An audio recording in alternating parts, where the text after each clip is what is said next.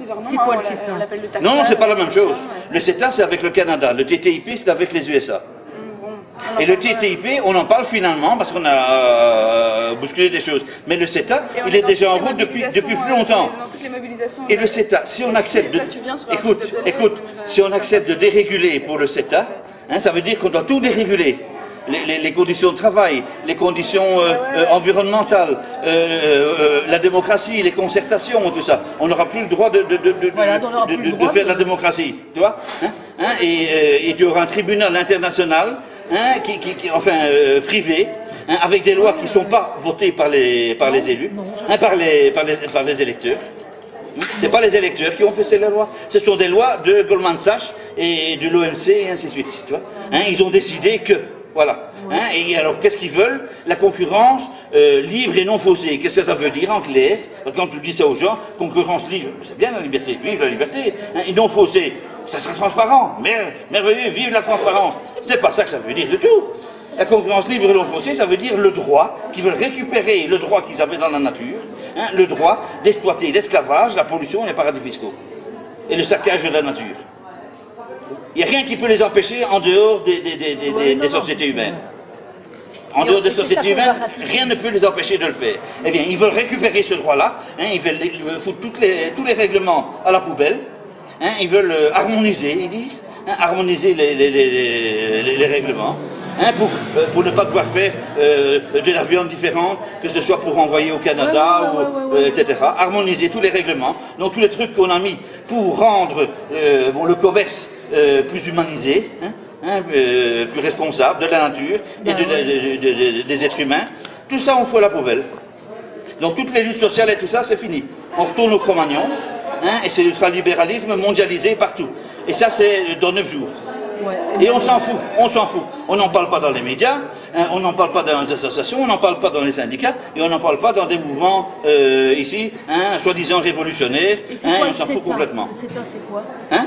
Le CETA, c'est quoi? Eh bien, je te dis, c'est des accords de partenariat. Ah non, c'est CETA, mais c'est en anglais. Hein. Bon, en français, c'est AEGC, c'est accords économiques commerciaux globaux. Et ça, c'est avec le Canada. Bon, hein, et je te dis, ça veut dire que tu auras un tribunal qui pourra attaquer les États qui ne dérégulent pas assez. Parce que ça les prive de bénéfices. Ah ben oui, tu vois, on leur dit, on n'accepte pas vos produits parce que c'est de la viande, des poulets à l'eau de Javel, ou c'est des OGM, ou n'importe quoi. Hein, eh bien, on ne veut pas.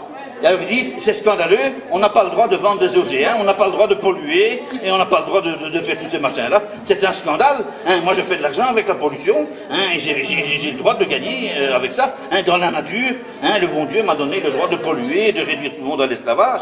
Hein, et pourquoi est-ce qu'on ne peut pas le faire, hein, dans une société humaine civilisée? Hein, pour eux, c'est ça, quoi. Pour eux, ils ont le droit. Tu vois, mais c'est la folie furieuse, quoi. Et tout le monde s'en fout. Non, on s'en fout. C'est dans 9 jours, c'est dans 9 jours. C'est la fin du monde. C'est la fin du monde. C'est dans 9 jours. Non, on s'en fout pas. Moi, je m'en fous pas. Personnellement, je ne m'en fous pas. Oui, mais il ne suffit pas de pas s'en foutre, il faut faire quelque chose. Et qu'est-ce qu'on fait alors d'ici 9 jours? Eh ben, on fait rien. Je venais ici pour en discuter, on n'en discute pas. Non, mais ici, voilà. On parle de Deleuze. Ah, mais voilà, c'est jamais à l'ordre du jour. Tous les chefs d'associations, tous les chefs de syndicats décident que c'est pas l'ordre du jour. Moi, la seule chose et alors on n'en parle pas. Et après le 25, là, ça sera l'ordre du jour. Hein, ça sera l'ordre du jour permanent. D'accord. Voilà. Bah, ouais, non, bien mais ça sera trop tard. C'est comment votre nom? Moi, je suis Marc Gilson. Marc Gilson. Marc Gilson. Oh. Je suis bénévole associatif, je travaille bénévolement du matin au soir, partout, hein, dans toutes les associations, tout ça, et les syndicats et tout ça. Et, bon, et vous êtes syndicaliste? C'est jamais l'ordre du jour. Voilà. Vous êtes syndicaliste? Non, je suis membre d'aucun syndicat et je suis membre de 2-3 associations, mais c'est tout. Je suis un électron libre. Justement, ça me permet, hein, de circuler entre les... Un problème, ce n'est pas un objet qu'on peut cerner sans aspérité et tout ça. Un problème, c'est une connexion qui dysfonctionne. Et on ne veut pas étudier un problème de cette façon-là. On veut toujours une petite boîte bien lisse, parce que c'est plus facile. C'est moins complexe. Et alors, détruire la complexité, c'est pas plus vrai. Hein. Au contraire, c'est moins vrai. Tu déformes la réalité, tu fais croire aux gens que c'est facile, que c'est simple, Et c'est pas simple, c'est compliqué. Donc il faut assumer la complexité. Je ne dis pas qu'il faut connaître tous les détails dans tout. On ne peut pas être omnisavant comme ça dans tous les domaines.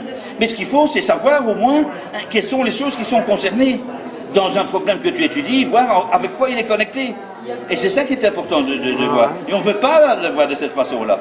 Moi, je vais partout, justement. Bon, ce serait bien, et j'espérais pouvoir donner des informations qui viennent d'ailleurs, hein, dans chaque association et tout ça, hein, et transférer des points de vue, des angles, hein, des tournures d'esprit et tout ça qui viennent... Mais non, ça ne les intéresse pas. Ils veulent uniquement les trucs de leur bulle. Voilà, ils sont tous enfermés dans une bulle, et ils ne veulent pas en sortir. Comment veux-tu? Les ultralibéraux, eux, ils sont hyper coordonnés. Hein. Toutes les institutions internationales qui sont contraignantes sont ultralibérales. Ultralibérales. Hein, ça veut dire que tu as des règlements, hein, tu as des contrôles de l'exercice de ce règlement, enfin que les choses se font dans les règles. Hein, et alors, des sanctions pour ceux qui ne... et des récompenses pour... voilà. Hein, sinon, ça ne sert à rien. Si tu fais des règlements sans contrôle, ça ne sert à rien. Hein, si tu ne contrôles pas. Il y a un règlement, on l'affiche et tout ça, puis on oublie. Hein, et bon, ça ne sert à rien.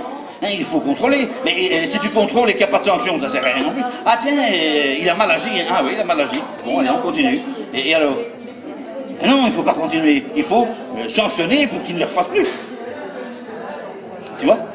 Mais voilà, donc ça, ce sont des institutions contraignantes. Eh bien, ces institutions-là, c'est l'OMC, le FMI, et ainsi de suite, hein, qui sont des institutions. Elles sont toutes ultralibérales. Ce sont des règles qui ne sont pas choisies par les citoyens, par les électeurs, dans des démocraties. Hein, c'est choisi par des voyous, hein, qui veulent pomper par l'esclavage, par les paradis fiscaux et par la pollution et le saccage de tous les écosystèmes. C'est comme ça. Et ils trouvent qu'ils ont le droit de remplir leurs poches en exploitant le monde entier, toutes les sociétés humaines et toute la nature et tout ça. Voilà. Tu vois, hein, et celles qui ne sont pas contraignantes, hein, eh bien, enfin celles qui ne sont pas ultralibérales, elles ne sont pas contraignantes. Là, par exemple, l'OIT, l'UNICEF, etc., hein, pour les enfants, pour les droits du travail, etc. Ça, c'est pas contraignant. Donc, ça veut dire qu'on est obligé de les écouter, hein, mais avec une poubelle à côté de la table, parce que comme ça, quand il franchit la porte, on jette tout dans la poubelle, tous les papiers, on met dans la poubelle, et puis on n'en parle plus. Voilà. Ça,